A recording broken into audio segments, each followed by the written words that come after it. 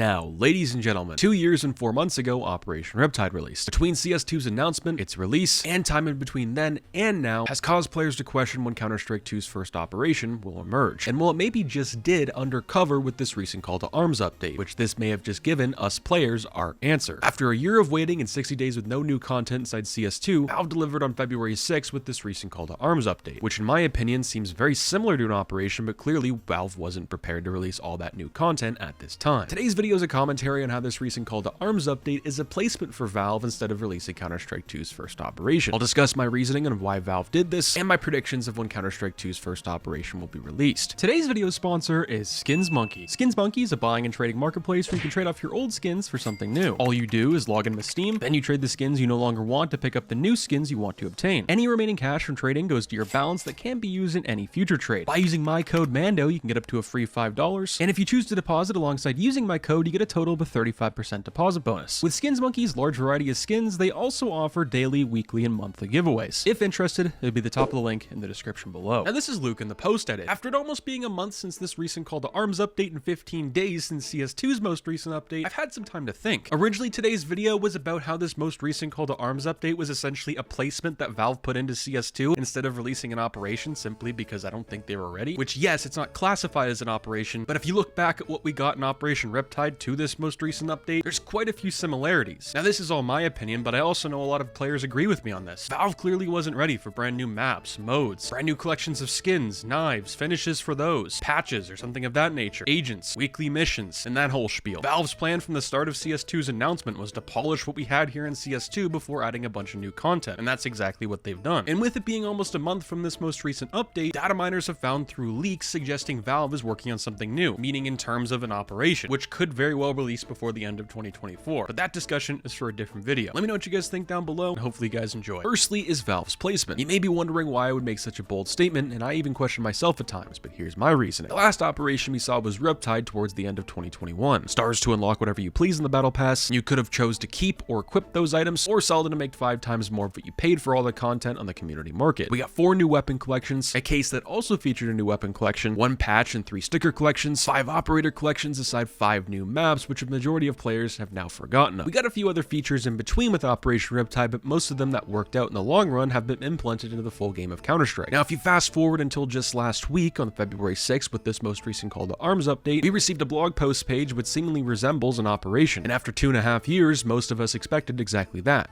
being an operation. We got 2 new remastered maps for Counter-Strike 2, a case featuring a brand new knife, a sticker capsule and music kit for those who care, and a brand new feature, that being for sticker crafting, being able to now add up to 5 stickers on a craft, and orient those stickers in any way you please. Now, was this better than an operation? The long answer is yes, but the short answer is no. Why was it better than an operation right now inside CS2? And that's the key word there, is right now. This was featured in a couple commentaries before this, but it shows that CS2 isn't really ready for all these new remastered maps from CSGO. We still have to address the core problems at hand with the game, number 1 being the subtick and such as Peeker's Advantage, which some of this update actually fixed, which was really good. And a lot of players maybe won't agree or like what I have to say with this. With the current state of CS2 and how it was before this update, I would have rather received a blog post the size that we got than a whole operation at this time, but have only made the game a whole lot worse, that being with bugs. We would have had a whole team dedicated to this new content, not just the previous things that were in the game itself. With how competitive Counter-Strike is, optimization is the most important function of this game. The majority of operations dating back to Operation Riptide and before, we get a new gold, and we got that in this most recent arms race update. In every operation to date, we've gotten new maps, which we got 2 new remastered maps as of recently, and we also got the arms race mode, which arguably these all should have been in the game at launch, which goes back to one of the core problems with Counter-Strike 2. Counter-Strike 2 was just simply revealed and released way too early. Valve should not have pushed this out to a full release back in October, but maybe waited until March of this year. It would have sucked, but on top of that, Valve should have and should in the future have better communication with us, the players. The question I see amongst the community ever since this update came out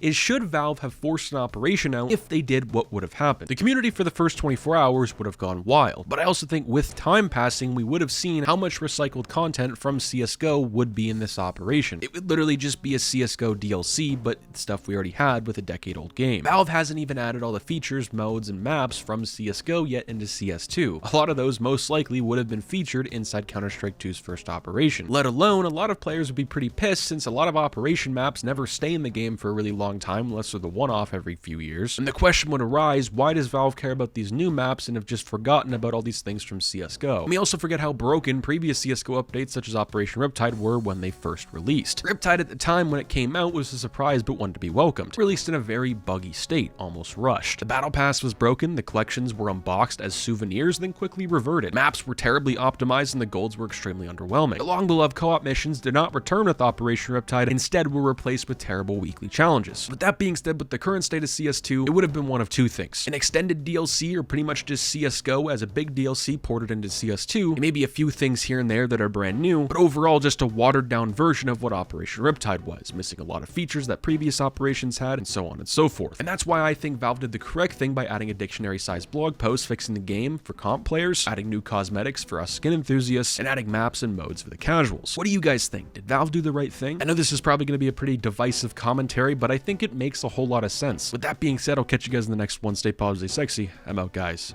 Peace.